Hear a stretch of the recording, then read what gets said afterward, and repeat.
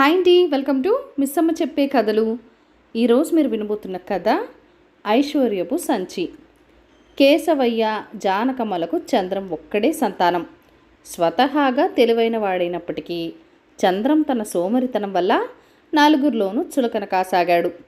ఇలా ఉండగా ఒకసారి జానకమ్మ తమ్ముడు సూరయ్య అక్కగారిని చూసిపోవటం కోసం వచ్చాడు.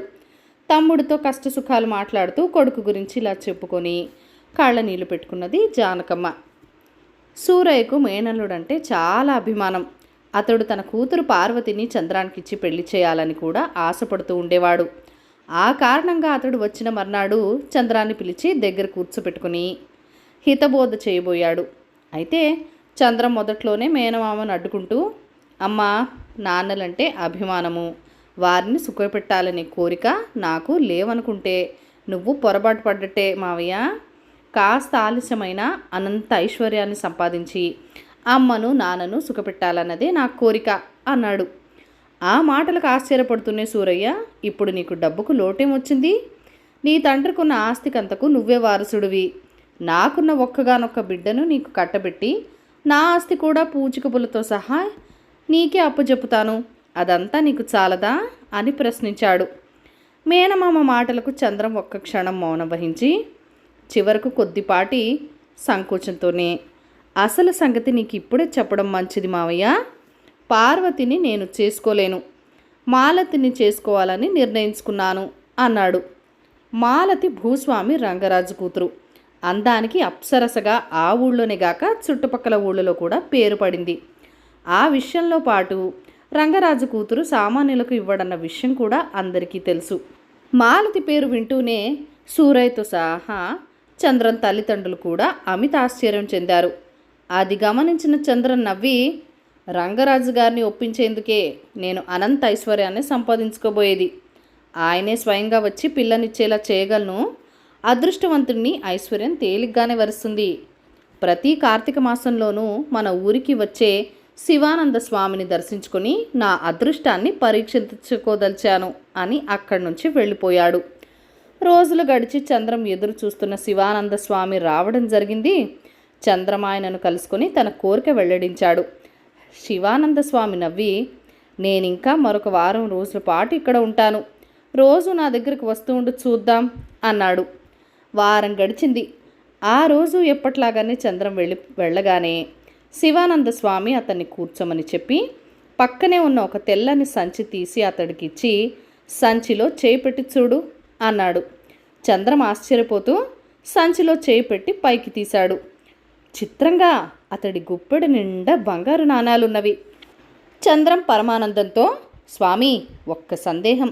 నేను కోరిన కోరిక ఇన్నాళ్లకు తీరించారంటే ఇన్నాళ్ళు నన్ను పరీక్షించి నా అర్హతను నిర్ణయించారని భావిస్తున్నాను. అవునా స్వామి అని ప్రశ్నించాడు.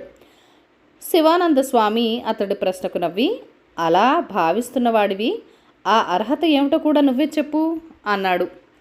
చంద్రన్ తడుముకోకుండా, నా మంచితనం ఒక అర్హత కాదా స్వామి అని ప్రశ్నించాడు. అంటే లోకంలో మంచి వాళ్ళందరూ కష్టపడకుండా వచ్చే ఐశ్వర్యానికి అర్హులేనంటావా అని ఎదురు ప్రశ్నించాడు శివానంద స్వామి. ఈసారి చంద్రన్ తడుముకోకుండా, మంచితనానికి తెలివి, ధైర్యం కూడా ఉండాలి. నేను దీని సహాయంతో నా కుటుంబాన్ని సంతోషపెట్టడమే గాక కల్పవృక్షము కామధేనువులా ఉన్న విక్రమార్క మహారాజులాగా ఎన్నో ప్రయోగకరమైన కార్యాలు చేస్తాను, బీదలను ఆదుకుంటాను అన్నాడు.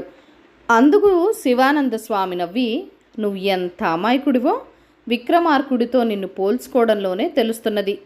నీ బుద్ధి మాటల ద్వారా జ్ఞానార్జన చెయ్యగలిగింది కాదని గ్రహించిన నేను నీకు సంచిచ్చాను.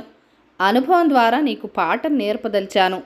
నా ఊహ ప్రకారం నువ్వు పక్షం రోజుల లోపల ఈ సంచి నాకు తిరిగి ఇవ్వడానికి తహతహపడతావు.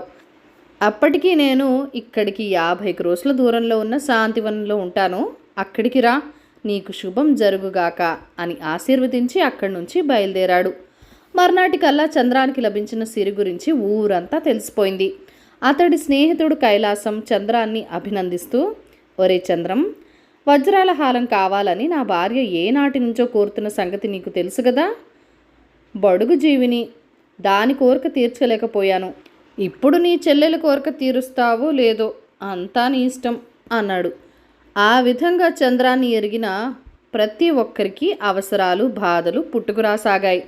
అందరూ తలకు కారణం చెప్పి చంద్రాన్ని డబ్బు అడగడం ప్రారంభించారు. క్షణక్షణానికి అలా అడిగే వారి సంఖ్య పెరగసాగింది. ఇంత జరుగుతున్నా తన ఊహ ప్రకారం రంగరాజు కూతుర్ని ఇస్తానని రాకపోవటం చంద్రాన్ని ఆశ్చర్యపరిచింది. చివరకు అతడే కైలాసాన్ని నరసింహం అనే మరొకరి స్నేహితుణ్ణి రంగరాజు వద్దకు పంపాడు. వాళ్ళు తిరిగి వచ్చి చెప్పిన మాటలతో చంద్రం కళ్ళు ఒక్కసారిగా చెమర్చుకున్నాయి. వాళ్లతో రంగరాజు అన్న మాటలు ఇవి: నేను నా కూతుర్ని డబ్బు గలవాడికి ఇవ్వాలనుకోలేదు, గొప్పవాడికి ఇవ్వాలనుకున్నాను. మీ స్నేహితుడు ధనవంతుడే కానీ గొప్పవాడు కాదు. వ్యక్తిత్వం ద్వారా గౌరవ మర్యాదలు, భగవంతుడిచ్చిన శారీరక మానసిక శక్తుల ద్వారా ధన సంపాదన చేసేవాడే గొప్పవాడు. మీ స్నేహితుడికి తెలియజెప్పండి. ఆ రోజంతా తెగని ఆలోచనలతో సతమతమయ్యాడు చంద్రం.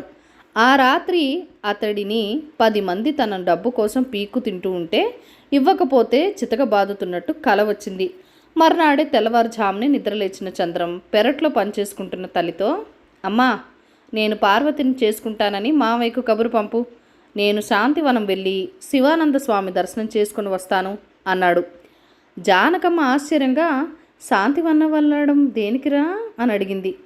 దానికి చంద్రం పెద్దగా నవ్వి తల చూపిస్తూ, మనిషికి ఐశ్వర్యంతో పాటు సుఖశాంతులు కూడా సంపాదించి ఇచ్చే సంచిని మెదడు అనే పేరుతో భగవంతుడు ఇక్కడే అమర్చి సృష్టించాడన్న సంగతి నాకు ఇప్పుడే తెలిసింది. ఇక మాయ సంచితో నాకు పనిలేదు. దాన్ని స్వామికి తిరిగి ఇచ్చేసి నాకు భగవంతుడిచ్చిన అసలైన ఐశ్వర్య సంచికి పట్టిన దుమ్ము పూర్తిగా దులిపించుకుని వస్తాను అన్నాడు. కథ కంచికి మనం ఇంటికి. ఈ కథను లైక్ చేయండి, షేర్ చేయండి. మన ఛానల్ని ఫస్ట్ టైం చూస్తున్నట్లయితే కనుక ప్లీజ్ సబ్స్క్రైబ్ చేసుకొని మీ సపోర్ట్ ఇవ్వండి. మీ అమూల్యమైన ఫీడ్బ్యాక్ అండ్ సజెషన్స్ నాతో కామెంట్ సెక్షన్లో కూడా షేర్ చేసేయండి. Thank you for watching. Bye bye.